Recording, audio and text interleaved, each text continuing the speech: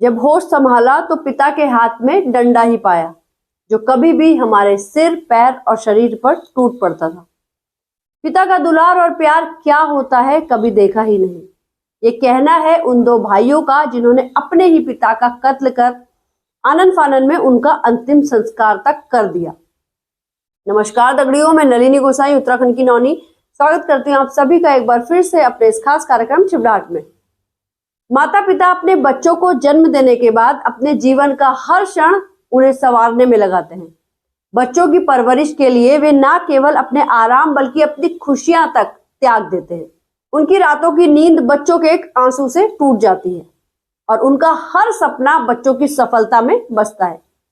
लेकिन अगर वही बच्चे जिन्हें वे अपनी जान से ज्यादा प्यार करते हैं उनके जीवन का अंत कर दें तो इससे बड़ा दुख और अन्याय क्या हो सकता है। दगड़ियों, आज हम बात करेंगे उत्तराखंड के रुद्रप्रयाग की एक ऐसी घटना की जिसने सबका दिल दहला दिया और इस इलाके में पूरी तरह से सनसनी फैली हुई है। दरअसल उत्तराखंड के रुद्रप्रयाग में एक हैरान करने वाली घटना सामने आई है। यहाँ दो बेटों ने मिलकर अपने ही पिता की जान ले ली। इतना ही नहीं, आरोप है कि हत्या के बाद सबूत मिटाने के लिए शव का अंतिम संस्कार तक कर दिया। उसी समय पुलिस भी मौके पर पहुंच गई और पुलिस ने दोनों बेटों को हिरासत में ले लिया और हत्या का मामला दर्ज कर लिया। फोरेंसिक टीम सबूत जुटाने में लगी है। मृतक का बड़ा बेटा कुछ दिन पहले ही महाराष्ट्र से घर आया हुआ था। जानकारी के अनुसार ऊखीमठ विकास खंड के त्रिवेणी घाट में बेडूला गांव के बुजुर्ग चाय की दुकान चलाते थे और अपने छोटे बेटे के साथ आसपास में मजदूरी व अन्य कार्य भी करते थे। बड़ा बेटा महाराष्ट्र में होटल में नौकरी करता था। 3 दिन पहले ही बड़ा बेटा महाराष्ट्र से घर आया था। बताया जा रहा है कि बीती रात को बेटों की पिता के साथ किसी बात को लेकर बहस हो गई।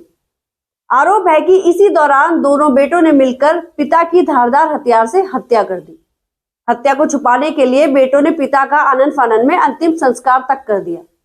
ये देख ग्रामीण भी मौके पर पहुंचे, जिसके बाद विवाद हो गया। इस घटना की जानकारी ग्राम प्रहरी ने पुलिस को दी। पुलिस ने मौके पर पहुंचकर सबूत जुटाए और चाय की दुकान के पास से हत्या में प्रयुक्त धारदार हथियार बरामद कर लिया गया। वहीं बेटे ने पिता की हत्या का आरोप स्वीकारते हुए कहा कि होश संभाला तो पिता के हाथ में डंडा ही पाया, जो कभी भी हमारे सिर, पैर और शरीर पर टूट पड़ता था। पिता का दुलार और प्यार क्या होता है कभी देखा ही नहीं। हर छोटी बात पर सिर्फ मार ही पड़ती थी। पिता के नाम पर सिर्फ एक इंसान था जो क्रूर था और उनकी क्रूरता ने हमारे परिवार को खत्म कर दिया। गांव से भी उनका कोई संपर्क नहीं था। गांव से दूर घाट किनारे कच्चा घर बनाकर वर्षों से वे रह रहे थे और हम दोनों को प्रताड़ित करते थे। उसने बताया कि पिता हमेशा गुस्से में रहते थे। पिता का प्यार व दुलार क्या होता है कभी महसूस ही नहीं कर पाए। हर छोटी छोटी बात के लिए मार खाने से आहत होकर 15 वर्ष की उम्र में मुंबई चला गया। वह होटल में नौकरी कर पेट भर रहा था। पिता ने छोटे भाई मनीष को भी किसी लायक नहीं बनाया। उन्होंने अपने जीवन में सिर्फ लड़ाई झगड़े ही किए, जिसका खामियाजा हमें भुगतना पड़ा। क्रूरता की हद पार होने पर वर्षों पहले माँ और बहनें छोड़कर चली गई। बहनों ने स्वयं ही अपना विवाह कर लिया। बुधवार रात को भी एक बात पर वह बहस करने लगे। मैंने समझाने का प्रयास तो किया, लेकिन वह गाली गलौज पर उतर आए, जिससे मुझे भी गुस्सा आ गया था। मृतक के बड़े पुत्र ने स्वीकार किया है कि उसने पिता को मारा है। दोनों भाइयों को गिरफ्तार कर पूछताछ की जा रही है।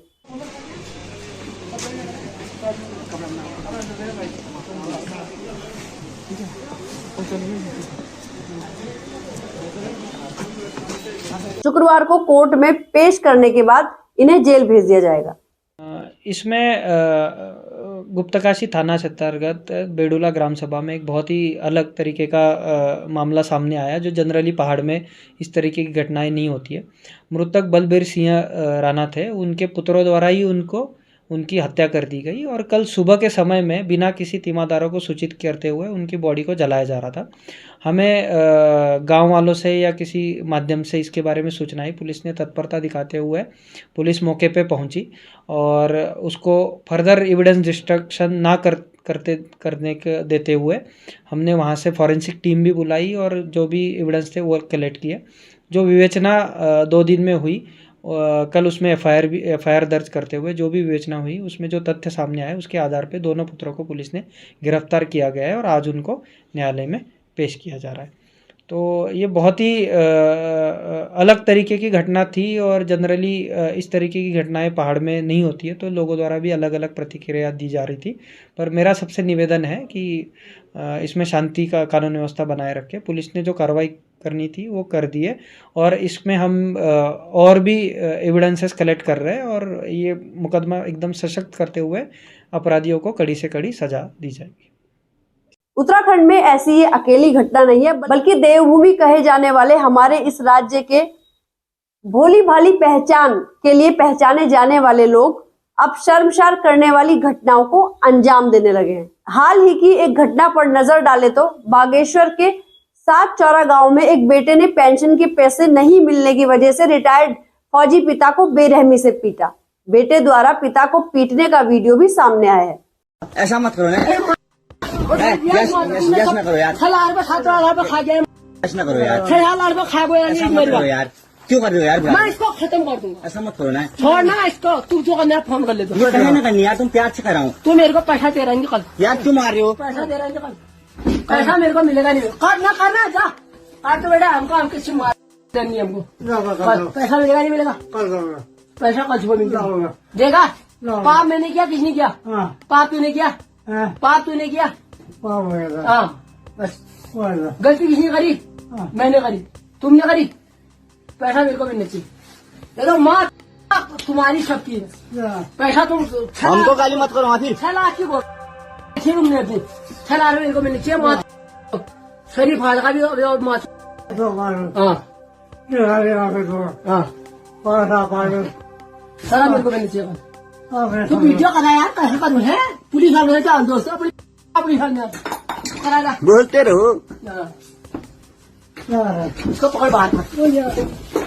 फिर मैं अगर मैं आता हूँ ना अपनी औकात में, फिर मैं भी दिखा दूंगा क्या है। तो क्यों कर रहे हो तुम? फिर आए यहाँ पे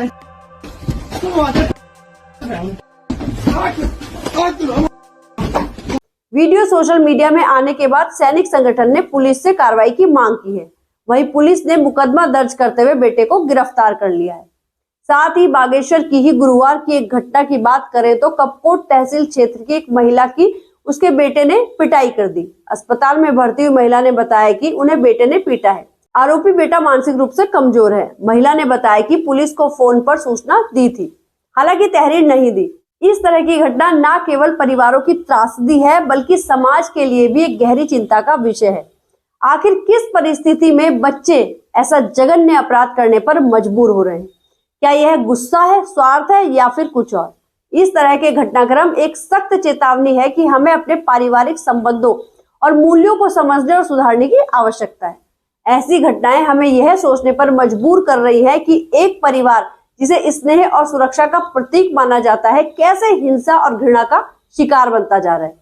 रिश्तों को इस तरह से बिखरने से बचाने के लिए संवाद, सहनशीलता और परस्पर सम्मान का होना बेहद जरूरी है। और इस तरह की घटनाएं हर माता पिता और संतान को यह सोचने पर विवश करती है कि हमारे रिश्ते और मूल्यों का भविष्य किस दिशा में जा रहा है। दगड़ियों, ये सब देख मेरा मन बेहद व्यथित है। बाकी आप सब भी अपने मन की बात कमेंट के माध्यम से हम तक जरूर पहुंचाइएगा। बाकी जल्द मिलते हैं एक और खबर के साथ। तब तक अपना और अपनों का ख्याल रखिएगा। धन्यवाद।